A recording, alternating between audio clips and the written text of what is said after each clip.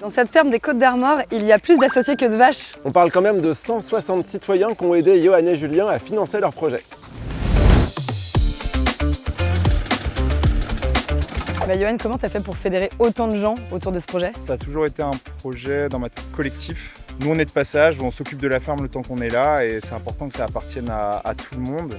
Et aujourd'hui, c'est près de 200 citoyens qui font partie de la SCI citoyenne. C'est nos premiers clients, nos premiers ambassadeurs. Autour, on a planté des haies les 2 derniers hivers et les citoyens sont venus nous aider à les désherber, à planter la haie qui est ici. Ça leur appartient aussi, quoi. Et combien d'argent collecté? On va être à plus de 300 000 €. On n'aura pas à emprunter et à s'endetter lourdement sur les 15 premières années de notre installation. Sur la ferme, vous avez notamment des pinoirs. Pourquoi avoir choisi cette race de vache en particulier? Déjà parce qu'elle est jolie et ça a l'avantage d'être une race mixte. On a un lait de qualité, une viande de très bonne qualité. Elle colle parfaitement avec notre vision de l'agriculture. Des vaches qui sont dehors à l'herbe toute l'année, qui ne voient pas souvent le veto, qui se débrouillent à peu près toutes seules pour mettre bas. Donc vous êtes la preuve que ce genre d'élevage, ça marche? Clairement.